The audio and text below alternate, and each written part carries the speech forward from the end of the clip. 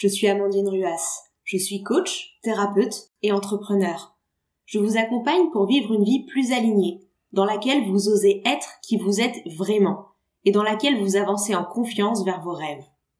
Avant de devenir coach en 2017, j'étais responsable des ressources humaines en entreprise.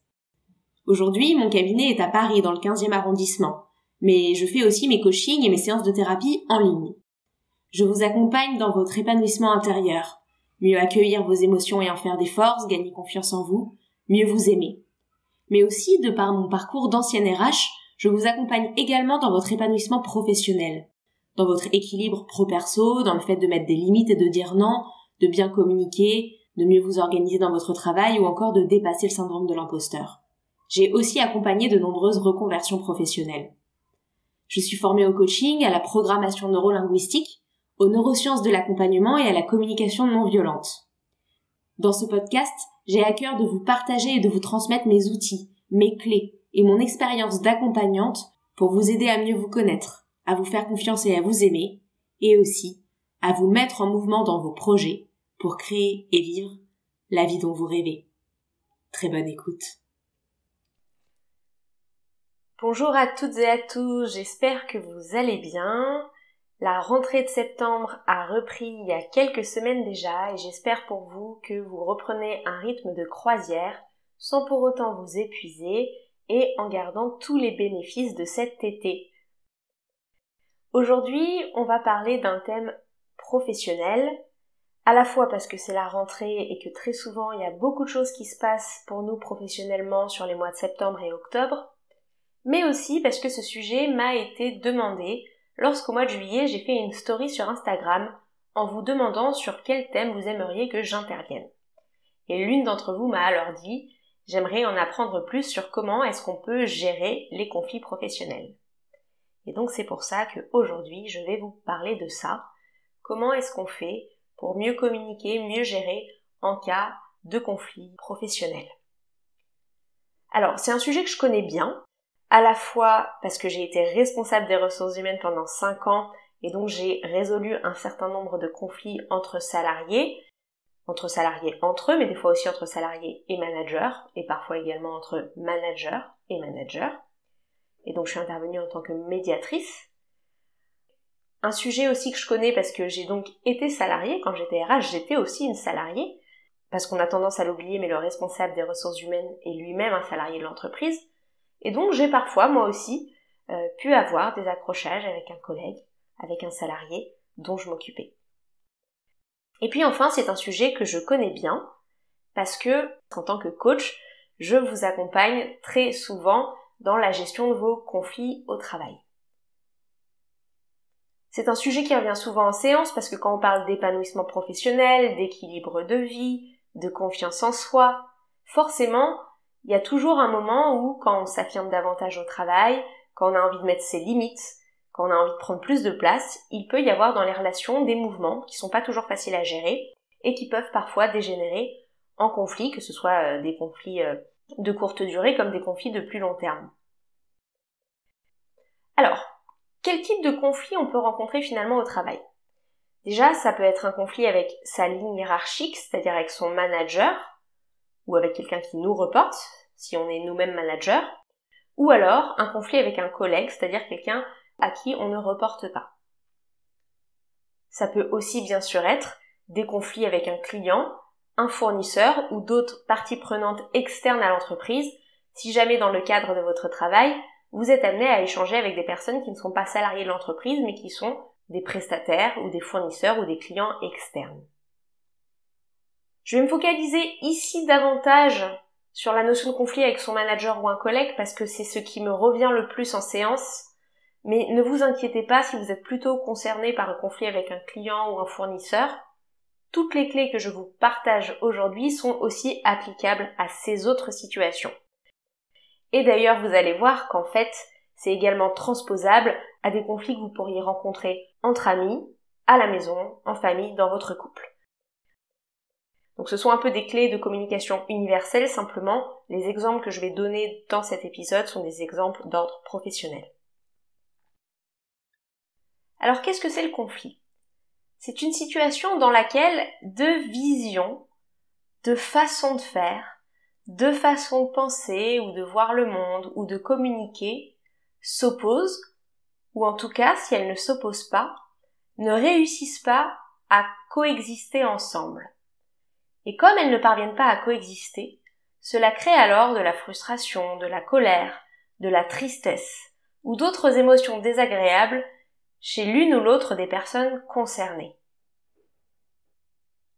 Ce désaccord de fond sur la façon de fonctionner, de communiquer, de faire, d'être, sur les idées ou les valeurs, peut alors générer soit un conflit larvé, un conflit tue, si les choses ne sont jamais dites, mais j'en parlerai plus tard, si c'est le cas, ça finit souvent par exploser au bout d'un certain temps, ou alors un conflit exprimé, lorsque les choses sont dites, mais avec un trop-plein d'émotions, parfois avec violence, ou alors tout simplement avec maladresse, ce qui empêche de résoudre la situation, de trouver un compromis, ou en tout cas de s'accorder sur une façon de continuer à vivre, collaborer, travailler, communiquer ensemble.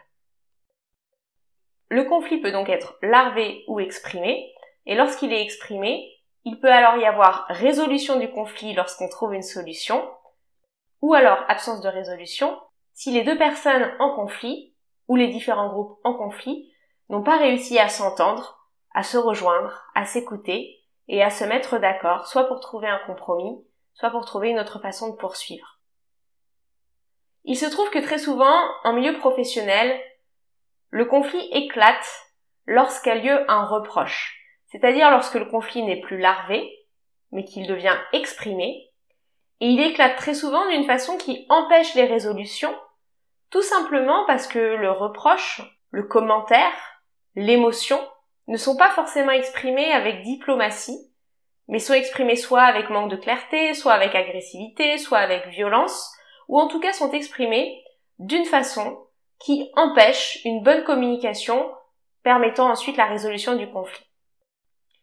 Donc je vais vous donner quelques exemples de ces situations dans lesquelles on peut faire un commentaire, un reproche, un feedback, qui peut soit très bien se passer si les bonnes méthodes et les bonnes façons sont utilisées, soit donner lieu à l'explosion d'un conflit, si jamais la méthode de communication n'est pas adaptée ou si jamais la personne en face n'est pas réceptive.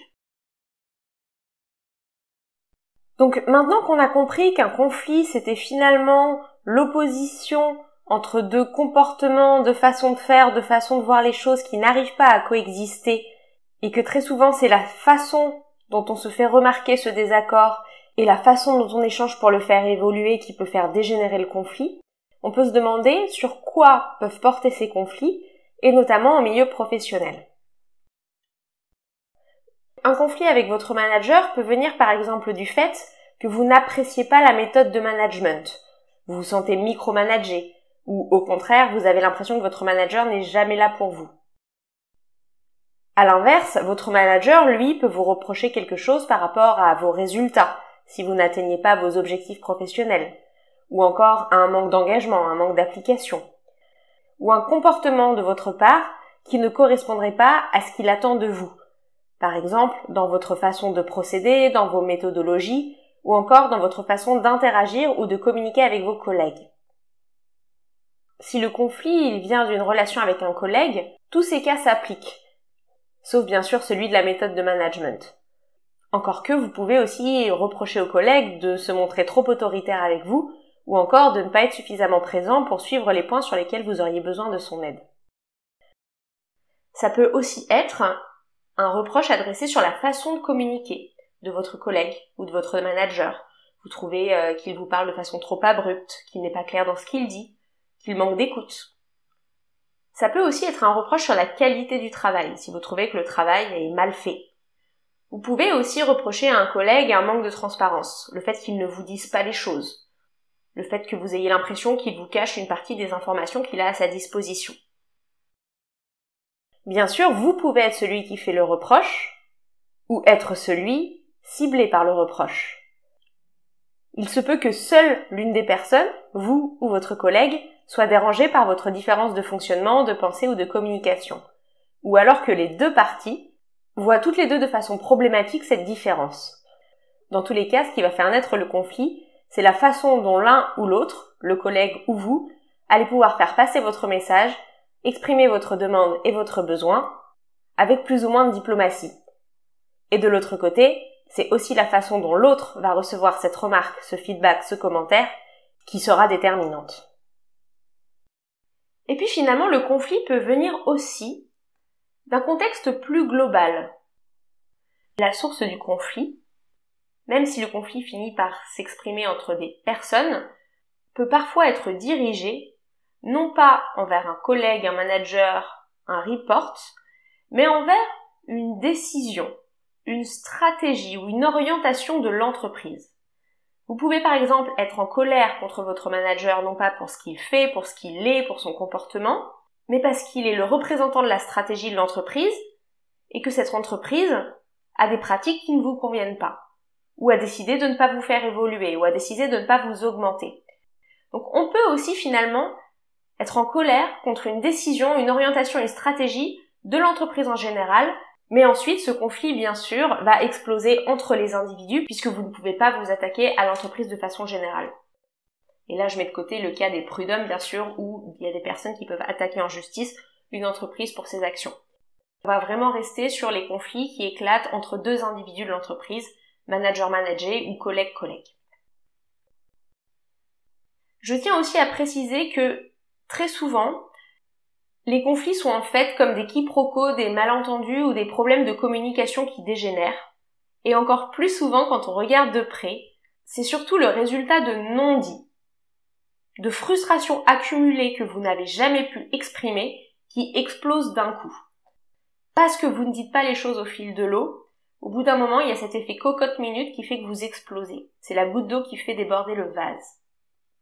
Et on se rend compte qu'en entreprise, très souvent, le conflit, c'est l'accumulation de plein de petits agacements, de plein de petites frustrations, de plein de petites colères qui finissent par exploser d'un coup au moment où vous en avez assez. Donc je vais vous partager des clés pour résoudre un conflit, mais j'aimerais dire à ce stade qu'on peut aussi éviter le conflit. On n'est pas obligé d'être en réaction, on peut aussi être en prévention. Et être en prévention du conflit, c'est être capable de dire les choses le plus régulièrement possible avant que cela n'explose. Or, c'est pas toujours simple. C'est pas toujours simple parce qu'on peut avoir peur de blesser l'autre, peur d'être mal vu, peur que son collègue le prenne mal ou s'énerve. Et c'est souvent en raison de ces peurs qu'on ne va pas dire ce qu'on pense. Alors qu'en fait, on oublie que le feedback, le fait de donner un commentaire, c'est un cadeau. C'est un cadeau pour vous, puisqu'en disant ce que vous pensez, vous vous respectez, vous vous affirmez, mais c'est aussi un cadeau pour l'autre, puisque vous permettez de préserver la relation, en tout cas de la soigner. C'est aussi un cadeau car vous êtes honnête, sincère, et enfin c'est un cadeau parce que l'autre peut utiliser ce feedback comme une source d'amélioration et de développement de lui-même. Bien sûr, pour cela, il faut que votre cadeau soit bien emballé, c'est-à-dire que votre cadeau soit présenté de façon diplomate, douce, et non pas de façon agressive. Et c'est ce que je vais vous proposer dans cet épisode. Ce sont donc des clés à la fois pour présenter votre feedback d'une façon douce, diplomate, mais également affirmée, et également tout au long d'un conflit, lorsque la tension existe déjà, de faire passer vos messages de la meilleure des façons. Et encore une fois, je le répète, ce que je vous partage dans cet épisode est aussi valable dans les conflits entre amis, en famille, etc. Alors, comment gérer, désamorcer, éviter un conflit? Déjà, évitez toutes les réactions à chaud. Si vous sentez que vous êtes encore plein de colère, plein d'énervement, plein de frustration, essayez de prendre un temps, peut-être pour sortir de la pièce, peut-être pour aller respirer dehors, peut-être pour rentrer chez vous, dormir sur la situation et en reparler le lendemain, pour éviter de dire ce que vous avez à dire avec beaucoup de colère. Ce temps est nécessaire pour pouvoir digérer, préparer vos mots, les choisir, les peser, et éviter de communiquer sur un ton qui forcément va soit déclencher, soit attiser le conflit. Même si vous avez raison, même si vous êtes dans votre bon droit, le message que vous avez à faire passer ne doit jamais passer en criant. Sinon, vous êtes certain que la communication n'aura pas lieu. L'autre n'écoutera même pas le message, il s'arrêtera au ton, à l'intonation. Donc le premier conseil, c'est de se mettre de côté et de se dire « Ok, là j'attends que l'émotion redescende. J'attends de me calmer un peu. » Non pas pour ne plus en parler, pas du tout. Parce que là, on n'est plus dans l'authenticité, on n'est plus dans la sincérité, et on revient dans le non-dit. Donc non pas pour ne plus en parler, mais pour revenir vers la personne, calme, serein, apaisé, et faire passer votre message d'une façon qui sera entendable par l'autre. De la même façon, si vous sentez que l'autre est très en colère, très émotionnel, vous pouvez lui-même lui suggérer « Je vois ta colère, je vois ta tristesse, je vois ta frustration, selon l'émotion que vous percevez. J'ai très envie de t'entendre et d'écouter ce que tu as à dire. Mais je sens que tu es très émotionnel. Est-ce que tu veux juste prendre quelques minutes pour toi avant que nous en reparlions ?» Et ceci peut être une façon très diplomate d'inviter l'autre à intégrer son émotion avant de poursuivre l'échange. Bien sûr, si vous lui dites juste « Oula, je veux pas te parler maintenant parce que je te sens en colère » ou « Prends quelques minutes pour te calmer, on en parle après », forcément, ça ne fera qu'attiser la colère de l'autre. Par contre, si vous accueillez son émotion et vous lui proposez comme quelque chose de positif pour lui, comme un temps pour lui, comme une forme d'empathie de votre part, parce que vous avez perçu qu'il y avait beaucoup d'émotions dans l'échange, alors ça va fonctionner. Je perçois que ce sujet est vraiment source de frustration pour toi. Est-ce que tu veux juste prendre le temps de digérer un petit peu ce qui vient de se passer et on en parle tout à l'heure et je serai tout à fait prêt ou prête à t'écouter. Et là, vous voyez, il y a peu de chances que dit comme ça, l'autre s'énerve encore davantage. Donc, soit vous prenez le temps de digérer si c'est votre émotion qui est forte, soit proposez à l'autre un espace pour digérer son émotion et ensuite venez dans l'échange. Et une fois que vous venez dans l'échange avec un peu plus de paix intérieure, ça ne veut pas dire que la colère a disparu, ça ne veut pas dire que la frustration a complètement disparu, simplement elle risque moins d'exploser à tout moment. Et bien à ce moment-là, vous êtes alors capable de communiquer, et c'est là où la communication non violente va être un outil hyper précieux pour vous permettre de faire passer vos messages et d'échanger tout au long du conflit, ou alors de le prévenir si on est en amont du conflit.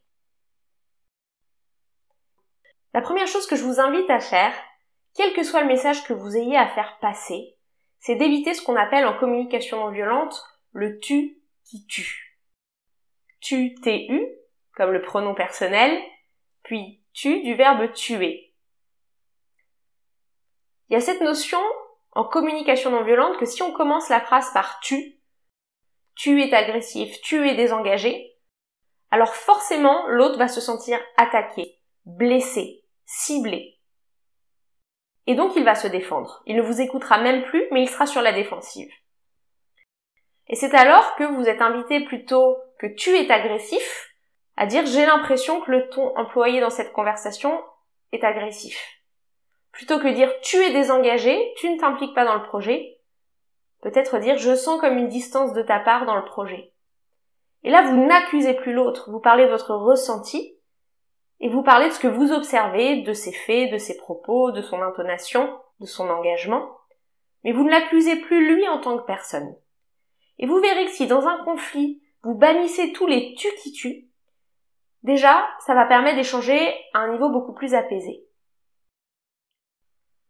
Ensuite, l'astuce suivante, c'est d'éviter les généralisations. Toujours, jamais, personne, tout le monde. Toutes ces généralisations braquent énormément et ne font que nourrir le conflit et raviver le feu. Si vous dites à quelqu'un « tu es toujours en retard », il va probablement vous répondre « bah non, c'est pas vrai, lundi dernier, j'étais à l'heure ». Donc il va être sur la défensive, ce qui va vous énerver encore plus, et donc ça va nourrir le conflit. Si vous dites à quelqu'un « tout le monde trouve que tu exagères », il risque probablement de vous répondre « comment ça, tout le monde ? Qui t'a dit ça ?» Et il risque de s'énerver, ça va vous énerver également, et ça va encore nourrir le conflit. Si vous dites à votre collègue « rien ne va dans le rapport que tu m'as rendu », il va sûrement vous dire « t'exagères, j'ai passé du temps à le faire ». Et puis regarde l'introduction, elle est nickel, il n'y a aucune coquille. Et là encore, vous perdez du temps à nourrir le conflit plutôt qu'à aller au fond des choses. C'est alors que de « tu es toujours en retard », vous pouvez dire « ces 3 derniers jours, j'ai observé un retard de 20 minutes au début de la réunion ». plutôt que tout le monde trouve que tu exagères, plutôt que de dire rien ne va dans ce rapport, vous pouvez dire après l'introduction, je trouve que tes propos sont beaucoup moins clairs. Et là, il y a beaucoup moins de place à la défense, parce que l'autre se sent moins agressé. Donc éviter la généralisation permet de ramener le conflit à un niveau d'échange factuel rationnel et d'éviter d'être dans une partie de ping-pong où l'un est sur la défensive et l'autre, du coup, se sent obligé de répliquer. Également, je vous invite à parler de vos impressions comme telles, c'est-à-dire comme des impressions, et non pas comme des faits. Ce n'est pas parce que vous trouvez que la personne n'est pas rigoureuse qu'elle l'est forcément. Il y a une différence entre dire « ton rapport n'est pas rigoureux » comme une sentence, et de dire « je trouve que ton rapport n'est pas rigoureux ». Donc ayez comme cette humilité d'accepter que vos impressions sont les vôtres, et que l'autre n'a peut-être pas les mêmes critères que vous, n'a peut-être pas la même impression que vous, n'a peut-être pas la même vision que vous. J'ai l'impression que ton rapport manque de chiffres. Et non pas il n'y a pas assez de chiffres. Parce que assez, qu'est-ce que ça veut dire? C'est votre critère. Et le assez ne veut peut-être pas dire la même chose pour l'autre. Donc parlez de vos impressions comme des impressions et non comme des faits. Aussi, pour éviter de nourrir le conflit, je vous invite à être précis quand vous mentionnez quelque chose. Plutôt que de dire « tu es en retard », dire « hier ton heure d'arrivée était à 10h15 au lieu de 10h ». Et là, on ne peut pas chipoter sur les faits. Attention, tout ce que je vous partage ne vous invite pas à vous écraser. Ce n'est pas parce que vous mettez les formes, que vous mettez de la rondeur, que vous ne généralisez pas, que vous prenez le temps de souffler pour ne pas crier sur l'autre et ne pas être agressif, que vous devez accepter ce qui se passe. Que vous ne devez pas faire votre feedback sur la situation. Surtout pas. Mais c'est simplement faire en sorte d'utiliser les bons outils, les bons mots, pour que l'autre puisse entendre votre message et ne pas venir raviver du feu dans la forme du conflit alors que le sujet de fond n'a pas été traité. Par ailleurs, et c'est quelque chose que je trouve qu'on ne fait pas assez dans le monde de l'entreprise, n'hésitez pas à exprimer vos ressentis et vos émotions. Vous avez le droit de dire à l'autre « Je suis en colère quand je vois que les choses n'avancent pas. Je suis frustrée quand je vois que je ne suis pas augmentée depuis 3 ans. Je suis triste quand j'ai l'impression que tu ne t'impliques pas autant que moi sur le projet. » On est dans une société où les émotions ont été un petit peu bannies de l'environnement professionnel.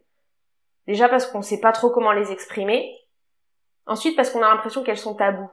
Car avoir peur, c'est être froussard, qu'être triste, c'est être déprimé, qu'être en colère, c'est être agressif. Alors que les émotions sont simplement le symptôme de quelque chose qui se passe en vous, d'une réaction de votre part. Et elles ont un message à vous faire passer. Pour ceux que ça intéresse, il y a tout un épisode du podcast sur le sujet. C'est l'épisode 3 du podcast, un des tout premiers, qui permet de comprendre et d'accueillir ces émotions. Je vous invite à vous y référer si toutes ces notions sur les émotions ne sont pas claires pour vous. Et donc parce qu'on ne sait pas très bien quoi faire de ces émotions, on en a un peu honte, on a l'impression qu'elles sont dangereuses en milieu professionnel, et puis on a l'impression qu'on doit les masquer par peur de se montrer faible ou agressif ou de ne pas être comme il faut. Mais en fait, les émotions sont aussi là pour faire évoluer les choses, pour faire avancer les rapports, pour faire avancer les situations, pour faire avancer les projets. Et si vous les présentez sans violence, alors elles peuvent être de précieux outils dans la communication et dans la gestion de conflits. Car l'autre peut alors comprendre ce que vous vivez. Ah oui, s'il s'énervait, c'est pas qu'il ne m'aime pas. S'il s'énervait, c'est pas qu'il ne peut pas me voir. C'est simplement qu'il a en lui de la frustration ou de la colère parce que le projet n'avance pas comme il aurait aimé. Et là, tout de suite, ça devient différent. Parce que vous avez parlé de votre émotion, l'autre peut vous rejoindre. L'autre peut mieux vous comprendre dans le conflit. Et de la même façon, si vous sentez qu'en face, il y a des réactions difficiles, vous avez le droit de ne pas être d'accord avec ce que dit l'autre. Par contre, vous n'avez pas le droit de ne pas être d'accord avec l'émotion de l'autre. Si vous dites à l'autre « Tu ne peux pas t'énerver pour ça. Je ne comprends pas que tu sois triste. C'est pas normal d'être en colère pour une si petite chose », alors vous êtes en train de nier le ressenti de l'autre. Mais c'est impossible.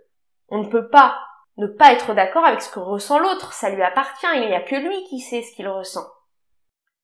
Et donc si l'autre exprime une émotion difficile, accueillez-la comme vous aimeriez que la vôtre soit accueillie.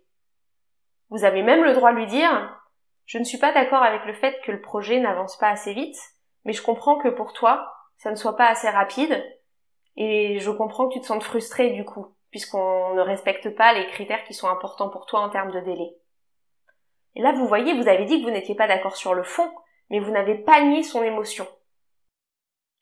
Un autre exemple, vous pouvez ne pas être d'accord avec la façon dont votre collègue vous parle, mais vous ne pouvez pas nier le fait qu'il vous parle ainsi parce qu'il est stressé. C'est-à-dire que vous pouvez ne pas être d'accord avec le ton, mais vous ne pouvez pas nier le stress et son existence. De la même façon, vous pouvez ne pas être d'accord avec le fait qu'un rapport est mal fait, mais vous ne pouvez pas ne pas être d'accord avec le fait que votre boss ressent de la colère en cet instant. Donc c'est vraiment important dans un conflit, quand vous voyez que l'autre ressent une émotion désagréable ou difficile, de l'accueillir et de ne pas la nier. Parce qu'il n'y a rien de pire qu'être nié dans ses émotions. Et puis peut-être que vous allez me dire, bah oui, mais en même temps, si lui, il me nie dans mes émotions, j'ai envie de lui renvoyer l'appareil. Et c'est là où la communication non violente demande à être finalement plus intelligent que le conflit lui-même. Et à se dire très bien, ok, moi je suis pas accueillie dans mes émotions, mais je vais pas rendre l'appareil. Je vais faire un pas de côté et je vais accueillir l'autre dans ses émotions. Et donc, ça va nous permettre de nous rejoindre dans notre part d'humanité, et probablement qu'au bout d'un moment, quand l'autre comprendra que lui est accueilli, il me laissera aussi un peu plus de place. Ça marche pas à 100% des cas, parce que parfois, ça met du temps, notamment quand il y a des conflits qui sont là de longue date, c'est réapprendre à communiquer autrement. Mais la magie de la communication non violente, c'est que si vous faites évoluer votre façon de communiquer, au bout d'un moment, les autres vont aussi faire évoluer leur façon de communiquer avec vous. Par ailleurs, dans un conflit ou une discussion un peu houleuse, c'est vraiment important de laisser l'autre aller jusqu'au bout. Même quand vous n'êtes pas d'accord, ne l'interrompez pas. Et ensuite, donnez votre avis quand il a fini. C'est que comme ça que vous pourrez véritablement comprendre l'émotion qu'il traverse et probablement le besoin qu'il a derrière. Parce qu'en fait, il y a quelque chose d'assez magique qu'on apprend aussi avec la communication non violente, c'est que derrière chaque émotion, il y a un besoin. Par exemple, on peut être en colère parce qu'on a besoin d'être respecté. On peut être triste parce qu'on a besoin d'être valorisé. Je vous parle en détail de ce mécanisme entre émotion et besoin dans l'épisode 27 du podcast et n'hésitez pas à l'écouter ou à le réécouter si vous avez besoin de plus de détails là-dessus. En tout cas, en comprenant que l'autre est traversé par une émotion, ça va vous permettre de mieux comprendre son besoin. Vous pouvez par exemple demander « Je comprends que tu sois en colère, mais je me sens embêtée car je ne comprends pas ce qui ne va pas dans mon rapport. J'ai besoin de clarté. Peux-tu m'expliquer ?»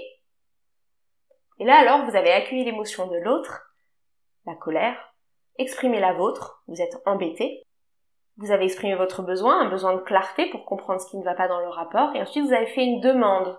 Peux-tu m'expliquer ? Ce qui là alors va vous permettre d'accéder aux besoins de l'autre, qui pourra ensuite vous dire, bah voilà, moi j'ai besoin que tu détailles les termes, que tu mettes des chiffres à tel ou tel endroit. Et ça y est, parce que vous êtes connecté à l'émotion, parce que vous avez parlé besoin, on arrive à travailler sur le fond et non plus à chipoter sur la forme. Je vous donne un autre exemple. Vous pouvez dire « Je comprends que tu sois déçu, mais je suis navrée. J'ai besoin de temps pour finir mon projet et je ne peux donc pas t'aider aujourd'hui. Peut-on voir demain ?» Et donc là, vous accueillez la déception de l'autre, vous exprimez le fait que vous êtes à la fois navré et avez un besoin de temps, et ensuite vous proposez une autre demande, et peut-être que l'autre vous dira oui ou non à votre demande, mais en répondant oui ou non à votre demande, ça permettra de clarifier le besoin. Donc c'est parce qu'on parle émotion, c'est parce qu'on parle besoin qu'on peut aller se connecter sur le fond, plutôt que chipoter sur la forme. Donc, si je récapitule, quand l'émotion est trop forte, ne gérez pas le conflit à chaud, prenez un temps pour digérer ou offrez à l'autre un temps pour digérer.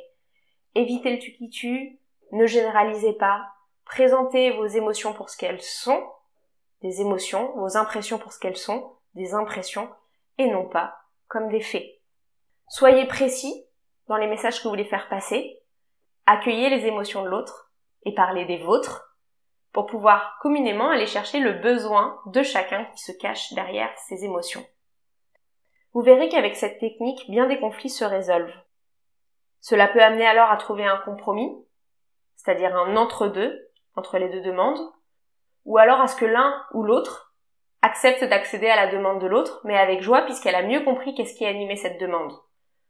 Enfin, parfois on ne trouve pas d'accord, mais alors qu'importe parce que cette méthode a alors permis de préserver la relation. Certes, on n'a pas trouvé d'accord sur le fond, mais sur la forme, tout a été lisse, doux, bienveillant, tout en étant affirmé, et les deux parties du conflit peuvent quitter la discussion en ayant l'impression d'être entendues et respectées. Il y a beaucoup de ressources sur mon site qui vous permettent d'aller plus loin. Il y a une vidéo gratuite qui s'appelle Bien communiquer au quotidien que vous trouverez dans l'onglet vidéo de mon site. Il y a aussi un webinaire complet de coaching qui est accessible à tout petit prix, qui s'appelle Bien communiquer au travail et dans la vie de tous les jours, où vous avez beaucoup d'autres clés, ainsi que celle-ci, bien détaillée avec des exemples. Et enfin, dans le parcours Confiance en soi, qui est un parcours 100% digital que vous pouvez suivre à votre rythme, en toute autonomie et à tarif doux, de façon à développer le coaching même pour ceux qui n'ont pas forcément la possibilité de prendre des séances individuelles. Et vous verrez que dans ce parcours, tout le module 4 est dédié à la façon dont exprimer ses besoins, ses émotions, en confiance, de façon affirmée et en respectant l'autre. Par ailleurs, je reste bien sûr disponible si vous avez la moindre question, et si vous êtes intéressé pour une séance individuelle, vous pouvez prendre rendez-vous directement sur mon site amandineruas.fr. Je suis également joignable sur Instagram, amandineruas-coaching, et sur cette page, je vous partage aussi chaque semaine des conseils pour être plus épanoui, plus en confiance dans votre vie professionnelle et personnelle.